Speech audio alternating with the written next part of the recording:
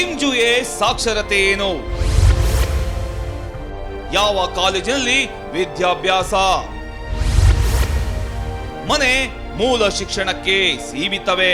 ಉತ್ತರ ಕೊರಿಯಾ ದೊಡ್ಡ ಮಟ್ಟದ ಗುಪ್ತತೆಯನ್ನ ಕಾಪಾಡೋ ದೇಶವಾಗಿದೆ. ಈ ಕಾರಣದಿಂದ ಕಿಮ್ ಜುಯೆ ಅವರ ವಿದ್ಯಾಭ್ಯಾಸ ಕುರಿತು ಅಧಿಕೃತವಾಗಿ ಪ್ರಸಿದ್ಧ ಮಾಹಿತಿಗಳು ಬಹಳ ಕಡಿಮೆ ಮತ್ತು ನಿರ್ದಿಷ್ಟವಾಗಿ ಪ್ರಕಟವಾಗಿಲ್ಲ. ಸರ್ಕಾರದಿಂದ ಅಧಿಕೃತ ಹೇಳಿಕೆ ಸಿಕ್ಕಿಲ್ಲ. ಆದ್ದರಿಂದ ಜಗತ್ತಿನ ಬಹುತೇಕ ಮಾಹಿತಿಗಳು ಆಸಕ್ತ ಮೂಲಗಳಿಂದ ಸಂಗ್ರಹಿಸಿದ ಊಹೆಗಳ ಆಯಾ ವಿವರಗಳ ಮೇಲೆ ಆಧಾರವಾಗಿವೆ. ಅತ್ಯಂತ ವಿಶ್ವಸನೀಯವಾಗಿರೋ ದಕ್ಷಿಣ ಕೊರಿಯಾ ನ್ಯಾಷನಲ್ ಇಂಟೆಲಿಜೆನ್ಸ್ ಸರ್ವಿಸ್ ಮತ್ತು ಅಸೋಸಿಯೇಟೆಡ್ ಪ್ರೆಸ್ ವರದಿ ಹೇಳೋದೇನೆಂದ್ರೆ, ಕಿಮ್ ಜುಯೆ ಅವರು ಯಾವುದೇ ಸರ್ಕಾರಿ ಅಥವಾ ಸಾರ್ವಜನಿಕ ಶಿಕ್ಷಣ ಸಂಸ್ಥೆಯಲ್ಲಿ ದಾಖಲಾತಿಯ ಸಾಕ್ಷ್ಯ ಇಲ್ಲ. ಬದಲಾಗಿ ಅವರು ಮನೆ ಮೂಲೆ ಶಿಕ್ಷಕರ ಮೂಲಕ ಫೋಂಗ್ಯೋಂಗ್ನಲ್ಲಿ ಅಂದ್ರೆ ಉತ್ತರ ಕೊರಿಯಾದ ರಾಜಧಾನಿಯಲ್ಲಿ ಮನೆಯಲ್ಲೇ ವಿದ್ಯಾಭ್ಯಾಸ ಪಡೆದಿದ್ದಾರೆ ಅಂತ ಬಂದಿದೆ.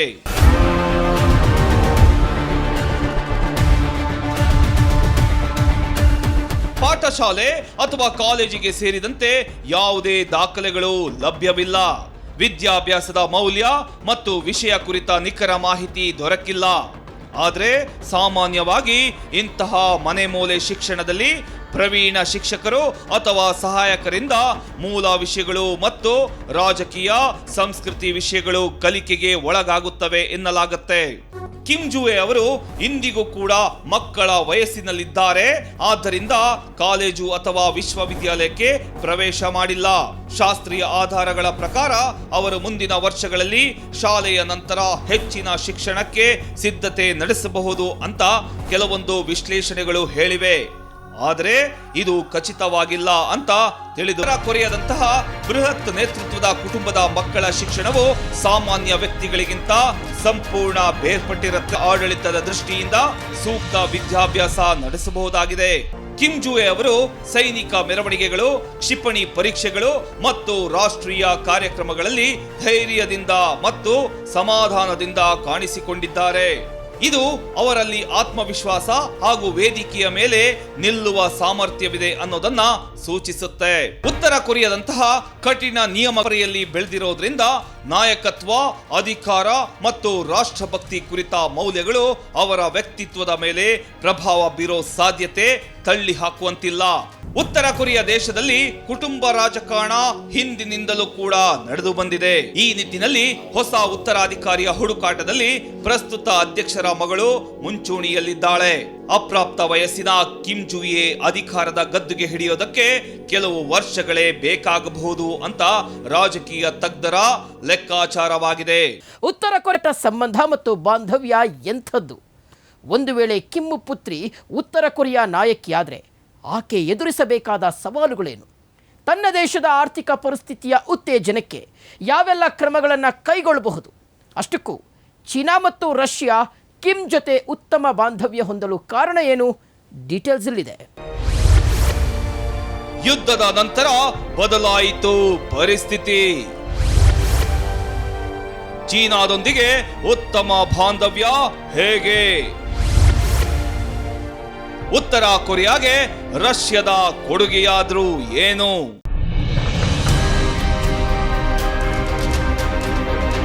ಉತ್ತರ ಕೊರಿಯಾ ಮತ್ತು ದಕ್ಷಿಣ ಕೊರಿಯಾ ನಡುವಿನ ಸಂಬಂಧಗಳು ಇತಿಹಾಸದಿಂದಲೇ ಸಂಕೀರ್ಣವಾಗಿವೆ. 1950ರ ಯುದ್ಧದ ನಂತರ ಅಧಿಕೃತ ಶಾಂತಿ ಒಪ್ಪಂದವಿಲ್ಲ. ಕೇವಲ ಯುದ್ಧ ವಿರಾಮ ಮಾತ್ರ ಇದೆ. ಉತ್ತರ ಕೊರಿಯಾದ ಪ್ರಮುಖ ಬೆಂಬಲ ರಾಷ್ಟ್ರಗಳಲ್ಲಿ ಚೀನಾ ಪ್ರಮುಖವಾಗಿದೆ. ವ್ಯಾಪಾರ, ಇಂಧನ ಮತ್ತು ಆಹಾರ ಸರಬರಾಜಿನಲ್ಲಿ ಅದರ ಪಾತ್ರ ಮಹತ್ವದಾಗಿದೆ. ಈ ನಿಟ್ಟಿನಲ್ಲಿ ಚೀನಾದೊಂದಿಗೆ ಉತ್ತಮ ಬಾಂಧವ್ಯ ಹೊಂದಿರೋದು ಉತ್ತರ ಕೊರಿಯಾದ ಪ್ಲಸ್ ಪಾಯಿಂಟ್ ಅಂತ ಹೇಳಲಾಗುತ್ತೆ. ಇನ್ನು ರಷ್ಯಾ ಕೂಡ ಕೆಲವು ರಾಜತಾಂತ್ರಿಕ ಮತ್ತು ಆರ್ಥಿಕ ಸಹಕಾರ ಈ ದೇಶಕ್ಕೆ ನೀಡ್ತಾ ಇದೆ. ಈ ಎರಡು ರಾಷ್ಟ್ರಗಳ ಬೆಂಬಲದಿಂದ ಉತ್ತರ ಕೊರಿಯಾ ಸಂಪೂರ್ಣ ಅಂತಾರಾಷ್ಟ್ರೀಯ ಒತ್ತಡಕ್ಕೆ ಒಳಗಾಗುವುದನ್ನ ನಿಶ್ಚಿತವಾಗಿ ತಪ್ಪಿಸಿಕೊಳ್ತಾ ಇದೆ.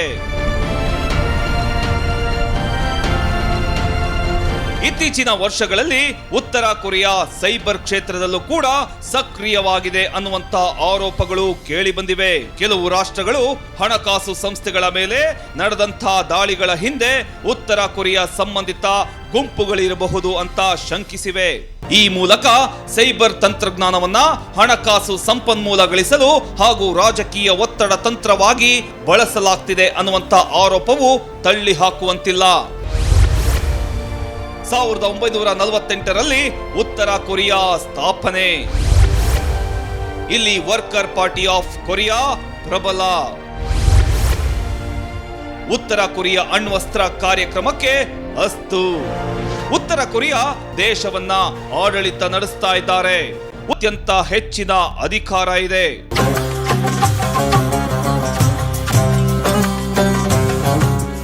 ಉತ್ತರ ಕೊರಿಯಾದಲ್ಲಿ ಮೊದಲಿನಿಂದಲೂ ಆಡಳಿತ ವಂಶ ಪಾರಂಪರ್ಯವಾಗಿ ಬಂದಿದೆ. ಪ್ರಸ್ತುತ ಕಿಮ್ ಜಾಂಗ್ ಉನ್ ದೇಶದ ಆಡಳಿತ ಚುಕ್ಕಾಣಿ ಹಿಡಿದು ಮುಂದೆ ಸಾಗ್ತಾ ಇದ್ದಾರೆ. ಇಲ್ಲಿಯ ಆಡಳಿತ ವ್ಯವಸ್ಥೆ ವಿಶ್ವದ ಇತರ ದೇಶಗಳಿಗಿಂತ ವಿಭಿನ್ನವಾಗಿದೆ. ಆಡಳಿತದಲ್ಲಿ ಸೈನ್ಯ ಪ್ರಮುಖ ಪಾತ್ರ ವಹಿಸುತ್ತೆ. ಸೈನ್ಯ ಪ್ರಾಥಮ್ಯ ನೀತಿಯ ಮೂಲಕ ಸೈನ್ಯಕ್ಕೆ ಉದಾಹರಣೆಗಳ ಸವಾಲುಗಳು ಎದುರಾಗಿವೆ. ನ್ಯಾಯಾಂಗ ಮತ್ತು ಮಾಧ್ಯಮ ವ್ಯವಸ್ಥೆಗಳು ಸರ್ಕಾರದ ನಿಯಂತ್ರಣದಲ್ಲಿವೆ. ಮಾತಿನ ಸ್ವಾತಂತ್ರ್ಯಕ್ಕೆ ಮಿತಿಗಳಿದ್ದು ಸರ್ಕಾರದ ವಿರುದ್ಧ ಟೀಕೆ ಮಾಡಲು ಅವಕಾಶ ಕಡಿಮೆ ಇದೆ. ಉತ್ತರ ಕೊರಿಯಾದ ಆಡಳಿತ ವ್ಯವಸ್ಥೆ ಕೇಂದ್ರೀಕೃತ ಮತ್ತು ವಂಶ ಪಾರಂಪರ್ಯ ಆಧಾರಿತವಾಗಿದೆ. ಸೈನ್ಯ ಮತ್ತು ಆಡಳಿತ ಪಕ್ಷದ ಪ್ರಭಾವ ಬಹಳ ಹೆಚ್ಚಾಗಿದೆ. ಈ ವ್ಯವಸ್ಥೆ ದೇಶದ ರಾಜಕೀಯ ಸ್ಥಿರತೆಯನ್ನ ಕಾಪಾಡೋದಕ್ಕೆ ಸಹಾಯ ಮಾಡಿದ್ರೂ ಅಂತಾರಾಷ್ಟ್ರೀಯ ಮಟ್ಟದಲ್ಲಿ ಟೀಕೆಗಳಿಗೆ ಕಾರಣವಾಗಿದೆ.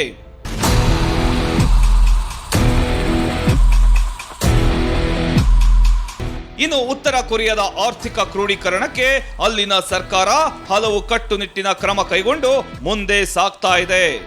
ವಿಶೇಷವಾಗಿ ಕೈಗಾರಿಕೆ ಮತ್ತು ಗಣಿ ಕೈಗಾರಿಕೆಗೆ ಹೆಚ್ಚಿನ ಒತ್ತು ನೀಡ್ತಾ ಇದೆ. ಕೈಗಾರಿಕೆಗಳು, ಗಣಿಗಾರಿಕೆ, ಕೃಷಿ ಮತ್ತು ಬ್ಯಾಂಕಿಂಗ್ ಕ್ಷೇತ್ರಗಳು ಸರ್ಕಾರದ ಸ್ವಾಮ್ಯದಲ್ಲಿವೆ.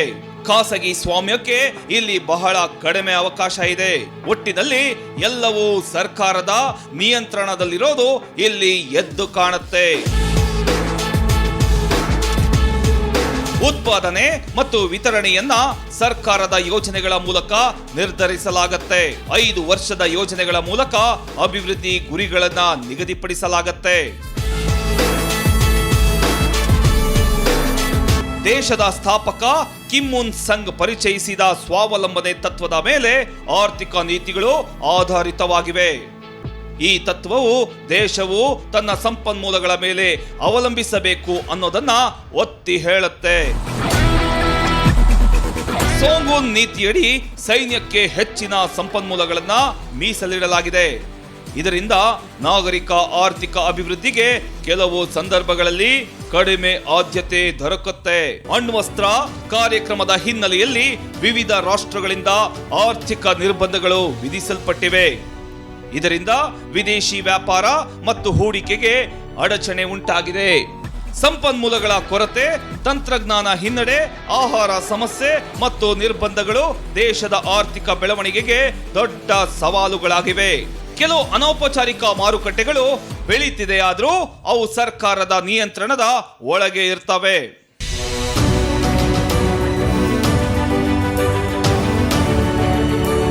ಉತ್ತರ ಕೊರಿಯಾದ ಆರ್ಥಿಕ ಕೇಂದ್ರೀಕರಣವು ಸರ್ಕಾರಕ್ಕೆ ಸಂಪೂರ್ಣ ನಿಯಂತ್ರಣ ನೀಡಿದ್ರೂ ಅದು ಅಭಿವೃದ್ಧಿಗೆ ಕೆಲವು ಮಿತಿಗಳನ್ನ ಉಂಟು ಮಾಡಿದೆ. ಸ್ವಾವಲಂಬನೆ ಮತ್ತು ಸೈನ್ಯ ಪ್ರಾಥಮ್ಯ ನೀತಿಗಳ ನಡುವೆ ಸಮತೋಲನ ಸಾಧಿಸುವುದು ದೇಶದ ಭವಿಷ್ಯದ ಆರ್ಥಿಕ ಸ್ಥಿತಿಗೆ ಪ್ರಮುಖವಾಗಿದೆ. ಇಲ್ಲಿಯವರೆಗೆ ಉತ್ತರ ಕೊರಿಯಾ ಸರ್ಕಾರ ಕಿಮ್ ಜುಂಗ್ ಅವರನ್ನ ಅಧಿಕೃತವಾಗಿ ಉತ್ತರಾಧಿಕಾರಿಯಾಗಿ ಘೋಷಿಸಿಲ್ಲ. ಆದ್ದರಿಂದ ಅವರು ಯಾವಾಗ ಅಧಿಕಾರ ಸ್ವೀಕರಿಸುತ್ತಾರೆ ಅನ್ನೋದು ಊಹೆ ಮಾತ್ರ ಸೀಮಿತವಾಗಿದೆ.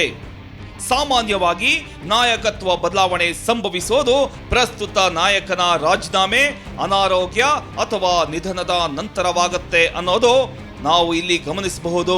ರಾಜಕೀಯ ಅನುಭವ, ಸೈನಿಕ ಬೆಂಬಲ ಮತ್ತು ಪಕ್ಷದ ಒಪ್ಪಿಗೆ ಅನ್ನುವಂಥ ಅಂಶಗಳು ಭವಿಷ್ಯದ ಉತ್ತರಾಧಿಕಾರಿಯನ್ನ ನಿರ್ಧರಿಸುತ್ತವೆ. ಈ ಅಂಶಗಳು ಪೂರ್ಣಗೊಂಡಾಗ ಮಾತ್ರ ಕಿಮ್ ಜುಂಗ್ ಅಧಿಕಾರಕ್ಕೆ ಬರಬಹುದು ಅಂತ ಹೇಳಬಹುದು. ಕಿಮ್ ಜುಯೆ ಉತ್ತರ ಕೊರಿಯಾದ ಭವಿಷ್ಯದ ಉತ್ತರಾಧಿಕಾರಿಯಾಗೋ ಸಾಧ್ಯತೆ ಇದ್ರೂ ಯಾವಾಗ ಅನ್ನುವಂಥ ಪ್ರಶ್ನೆಗೆ ಸ್ಪಷ್ಟ ಉತ್ತರ ಇಲ್ಲ. ಅದು ದೇಶದ ಒಳ ರಾಜಕೀಯ ಪರಿಸ್ಥಿತಿ ಮತ್ತು ಕಾಲಘಟ್ಟದ ಅವಲಂಬಿತವಾಗಿದೆ.